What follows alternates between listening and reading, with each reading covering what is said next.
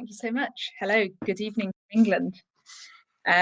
Right, so this talk is about how three multilingual families chose their children's names. And they all used a similar approach, and we're going to look at why and how they chose to do this and how it's working for them so far. So as we know, when parents or the other adults are naming a child, a lot of factors go into the decision. For example, these might include cultural and family traditions, their religion and values, their aesthetic tastes, to name but a few. When the parents also have different native languages from each other, or if they speak a minority language where they live, this adds an extra layer of complexity to the decision.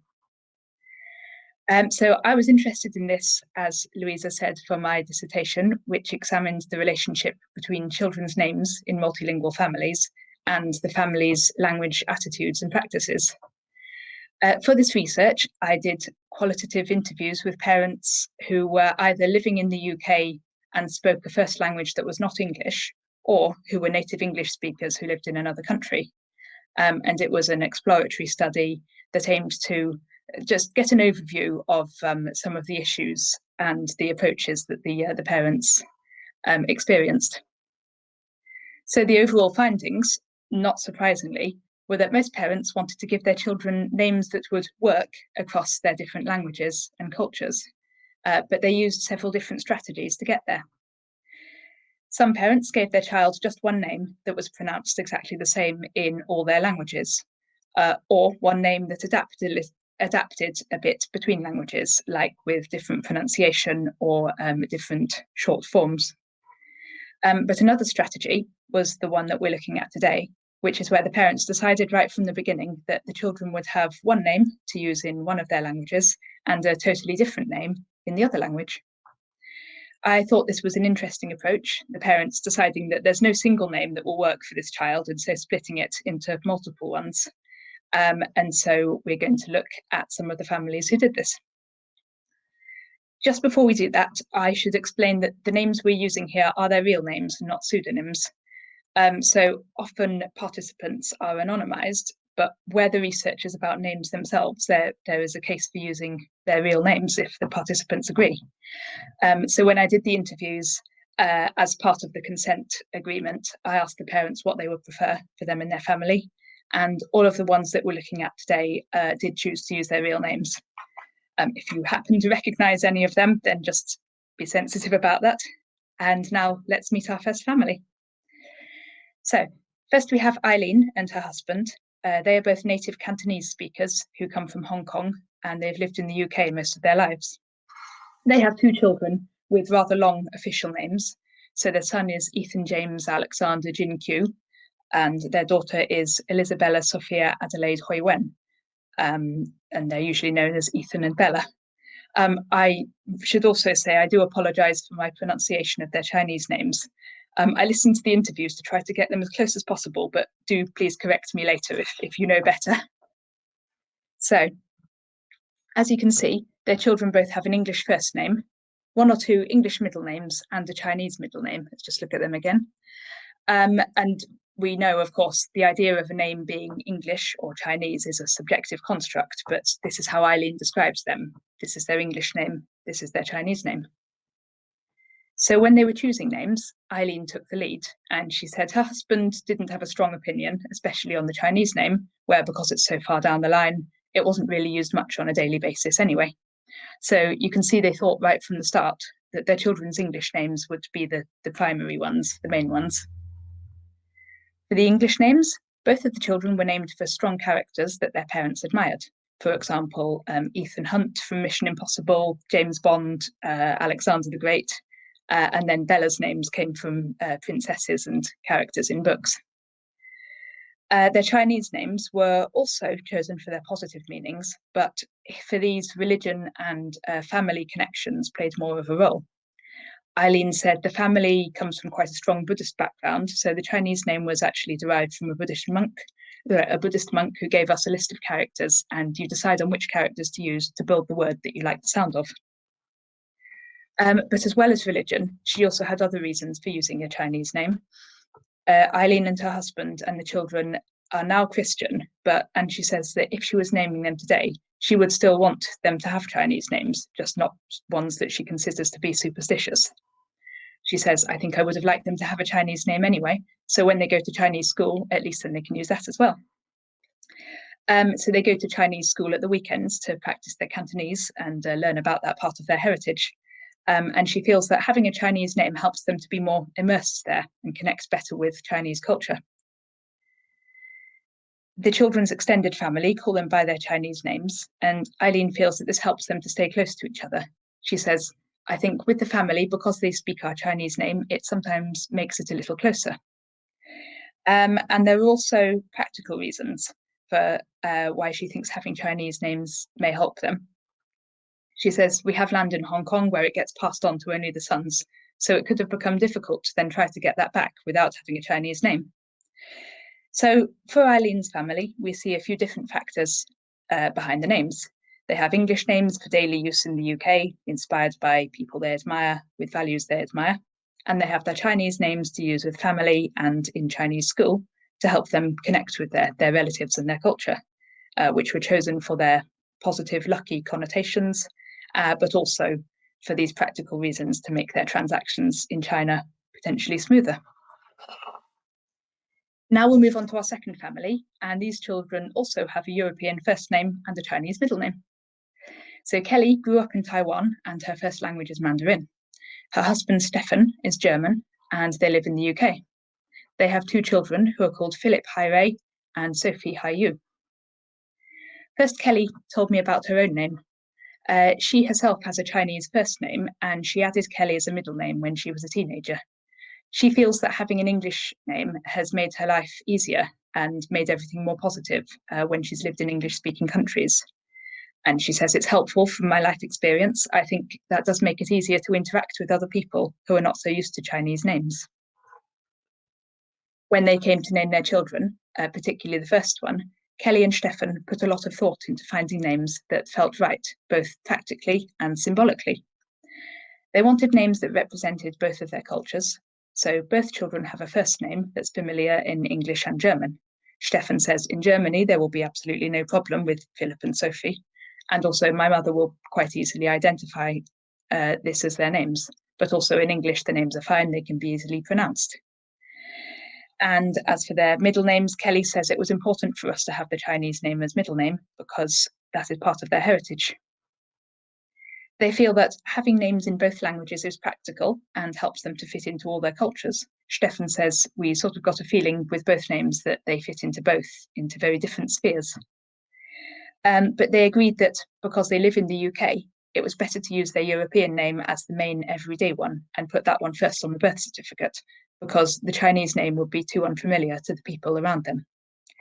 Kelly says, my parents, they absolutely understand that the English sounding name has to be the first name. If you choose a Chinese name as your first name, they're probably going to encounter some problem that teachers can never pronounce their name at school, or nobody remembers what they're called at school, at work.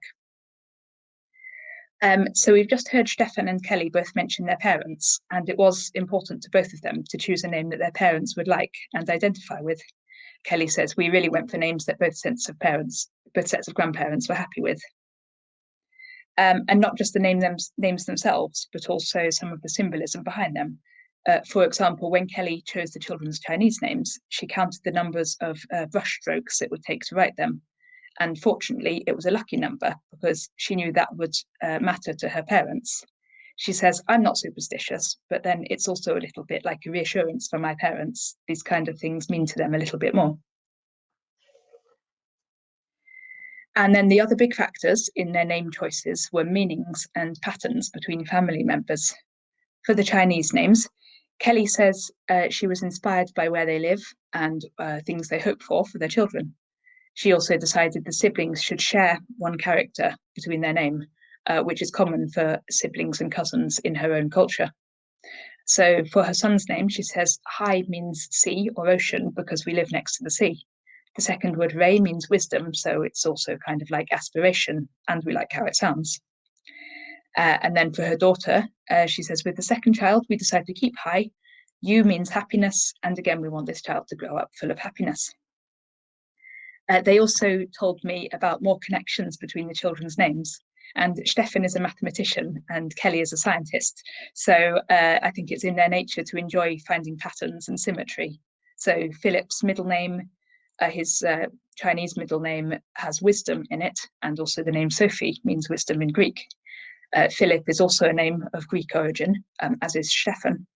And both Philip and Sophie have 2 syllables and a PH spelling.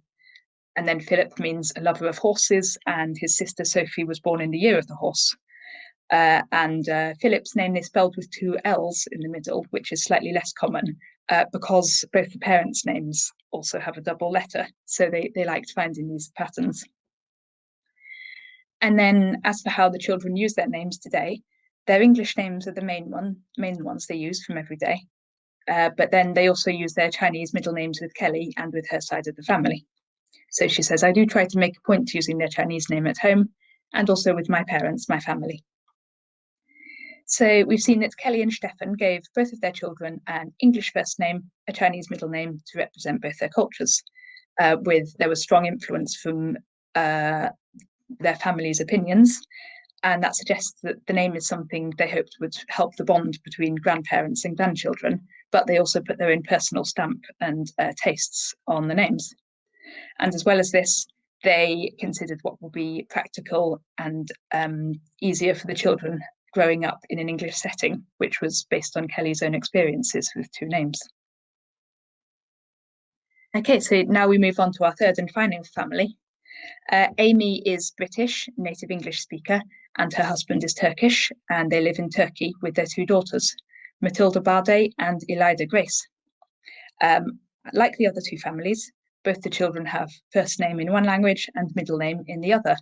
But in this family, they've swapped the order between siblings. So the older daughter is English first, Turkish second, and then Elida is Turkish first, English second.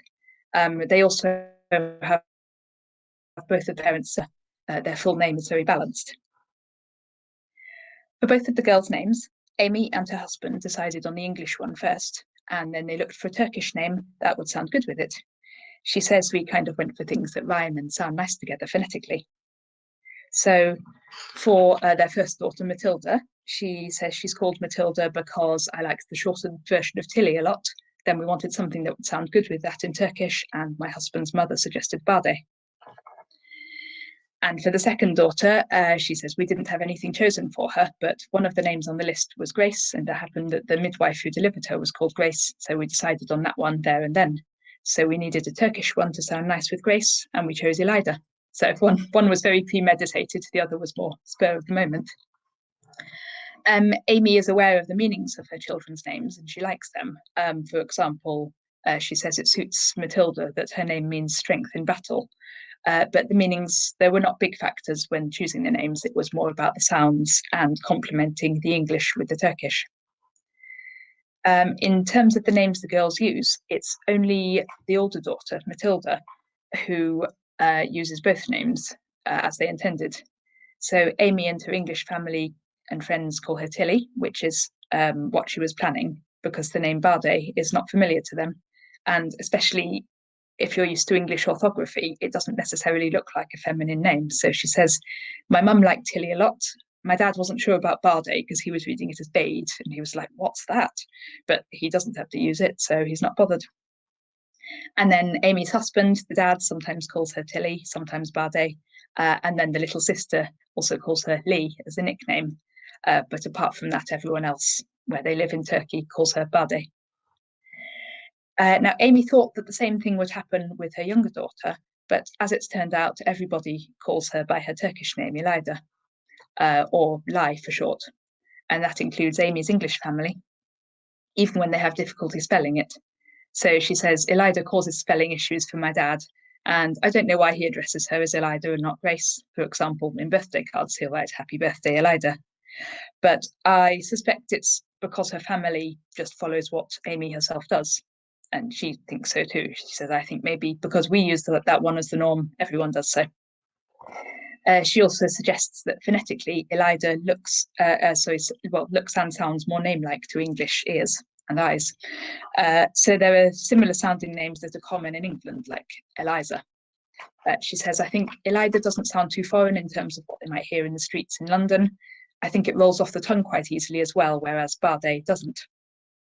So because of the different amounts of language overlap in their names, Tilly or Bade goes by 2 different names, whereas her sister Elida just has the one name everywhere. And then they both have nicknames in their close family. As for how the girls feel about this, especially Tilly or Bade, Amy thinks it's not an issue for them at all. It's just part of normal life. She says, they've never said, can you please call me this, or can you not call me that?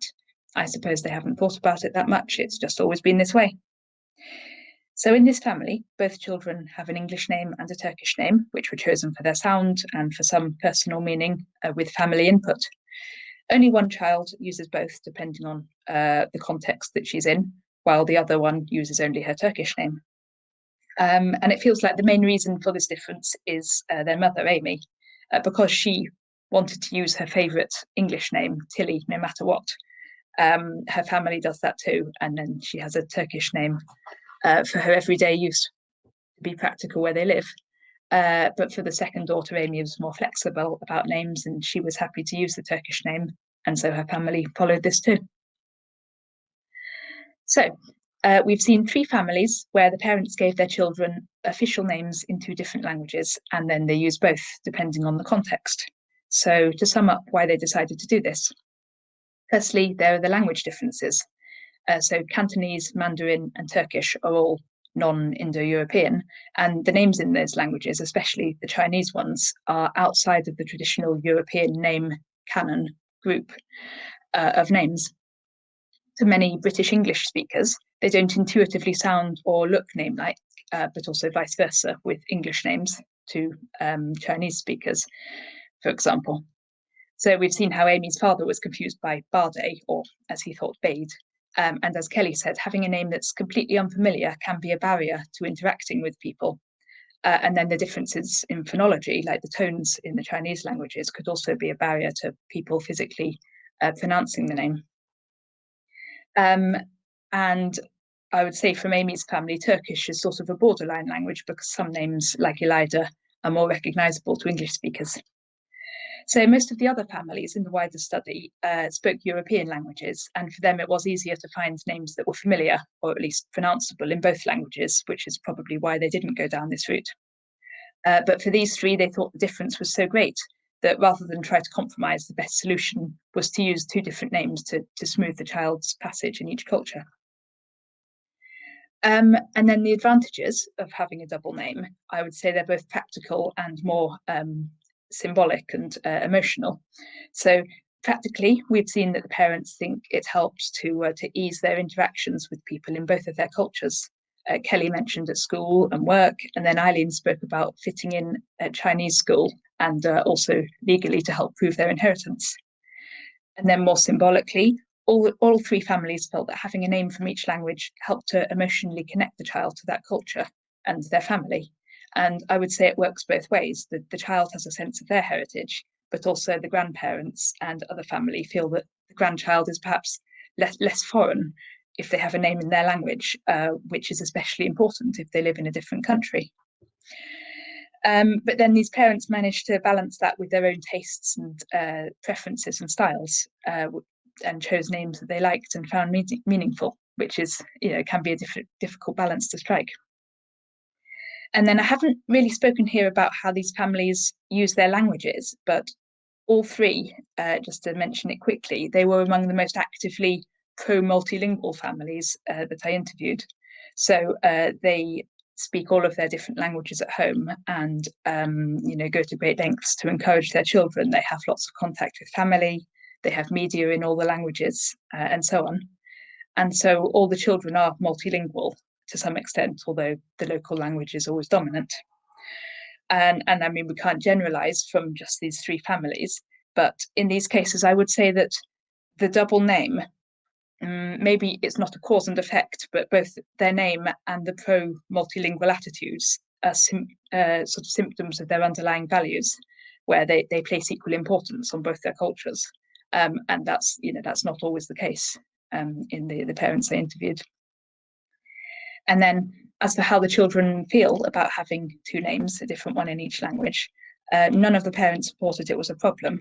And as Amy said, it's just the way that it's always been for them. And children, as we know, are very adaptable.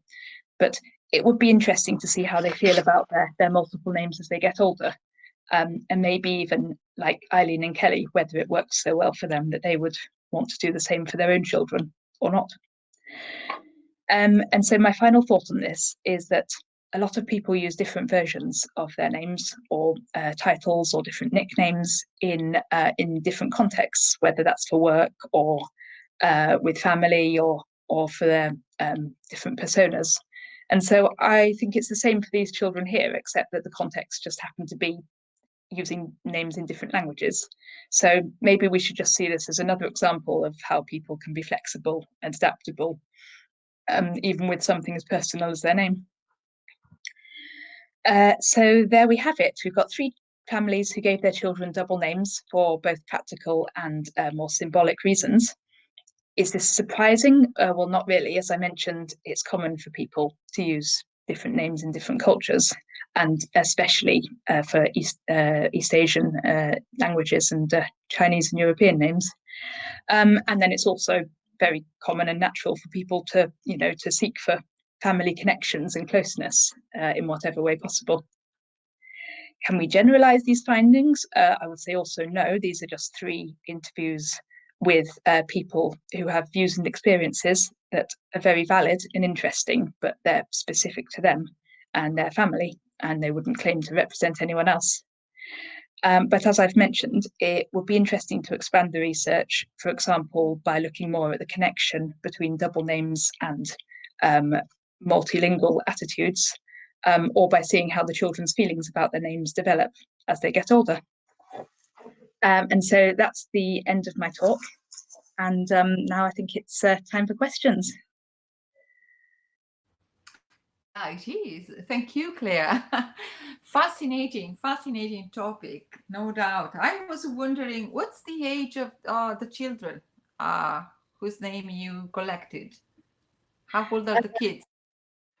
So let me see. The oldest was 10. The Turkish children are 10 and 8, and then the Cantonese speaking ones, they're 6 and 7, or they were when I interviewed them a couple of years ago. So definitely flexible age, adaptability. So it's interesting to see what happens when they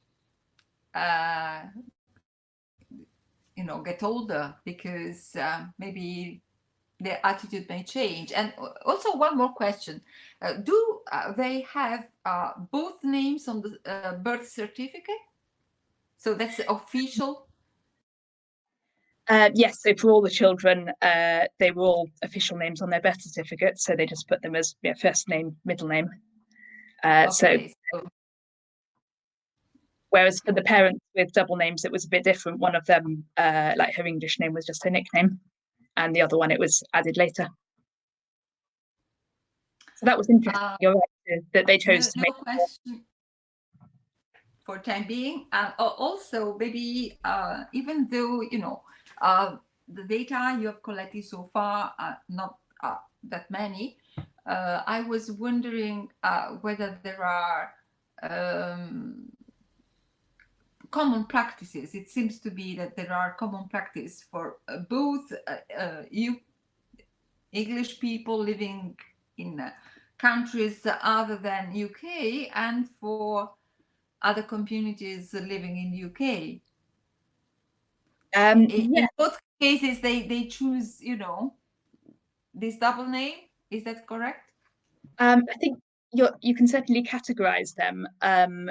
And I think it does depend a lot on the language. Like I interviewed a few parents who were French or Italian speaking, and like for those languages, there's a lot more overlap. So they tended to choose just one name, like Francesca for a girl, which is English and also Italian. And that's related. I see there's just been a question from Jack about Brexit and what effect that might have. And I think he's right to consider that, because a few parents did mention that the name they chose was sort of affected by how friendly they perceived the British people, or the people where they lived, like what they thought the attitude was towards their country of origin, and like it maybe made them choose a slightly less Polish name, for example, or a less sort of less Turkish name. So I think, yeah, Brexit, it is one of those things where it helps you sort of read the climate, and whether rightly or wrongly parents might choose to either accentuate their culture of origin or hide it a bit. So we have questions here. The one you read about Brexit, I mean, on their choice of children's name, and then is the father or mother dominant in the name choice? Is this cultural dependent? Oh, really interesting. Yes. So I think these ones, it sounded like, well, for two of them, it was only the mother that I interviewed.